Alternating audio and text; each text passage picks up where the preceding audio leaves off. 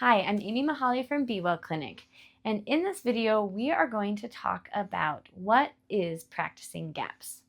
This is a phrase you may have heard or maybe not, but hopefully you clicked on this video because you are curious.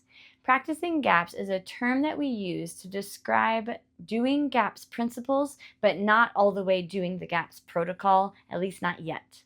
Practicing gaps is an amazing way to get into gaps, but it also provides a lot of healing.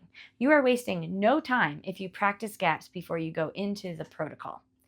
The reason that we made this differentiation is because we want to do gaps as it's written. When we're fully doing gaps, we want to actually do it. That means avoiding the foods we're supposed to and eating all the foods we are supposed to be eating. However, a lot of people can do a lot of healing by just adding the pillars of gaps into their daily life. Some people, this is all the healing they need. More and more, as our world is getting more toxic and malnourished, we do actually need to go through the GAPS protocol to fully heal the way that we want to feel healed.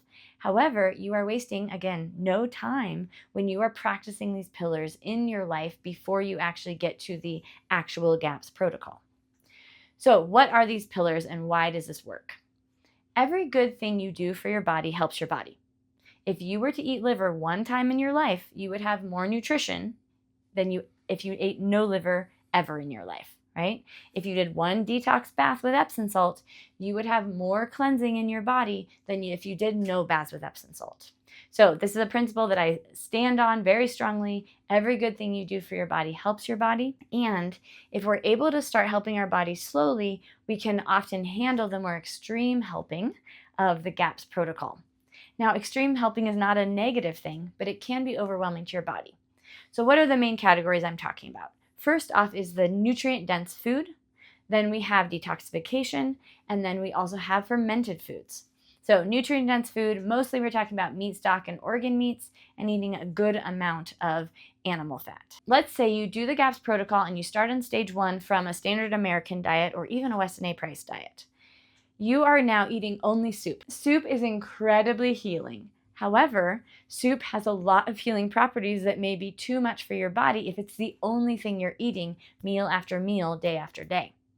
You may get a pretty significant healing response or detox or die-off reaction and feel really uncomfortable with your symptoms and maybe need to eat other foods to slow down the healing that's happening. In that case, you may feel like you failed. You didn't, but a lot of people do feel like they failed because they had to go off of stage 1 onto something else, and then maybe they never come back. Instead, let's approach this differently. If, for instance, you ate stock alongside what you normally eat, so you don't change what you're eating and you just start eating meat stock, 1 mug every single day, you are going to start getting healing, but you're not going to be reliant on that healing food to feed you, which means you can pace that healing the way that your body needs. Maybe have a little more stock one day and a little less stock another day. The same thing applies to animal fat and organ meats. You can start adding these in and increasing the amounts, but if it gets too much, you already are just eating other foods, and you can just slow down on that healing food and eat the other food instead. This also applies to fermented foods.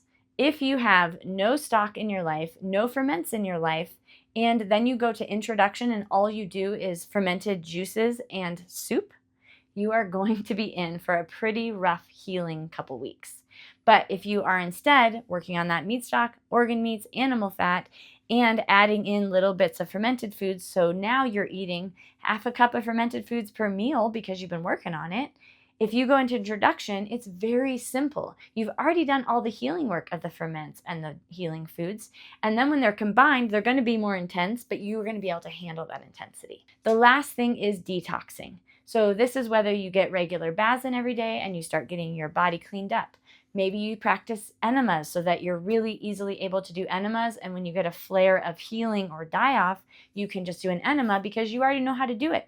It's no big deal. You already have the kit. You don't have to wait for it to come in the mail. So having these 3 categories already set up, or what we call practicing gaps, can be really beneficial so that when you do gaps fully, you're going to do it more easily, with less symptoms, and often more quickly because you've already done a lot of the healing.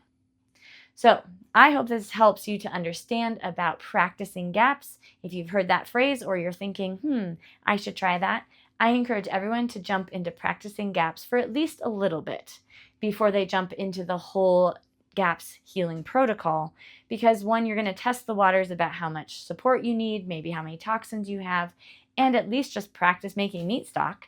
And you may move quickly or slowly into the actual GAPS protocol, but none of that time is wasted and you will have a smoother healing journey. If you like this video, please like it. It really does help out. Subscribe to our channel to get more videos like this, and please share this with a friend that you think also needs to learn about practicing GAPS. We have a lot of other videos on our channel, so be sure to check those out as well, and I will see you in the next video.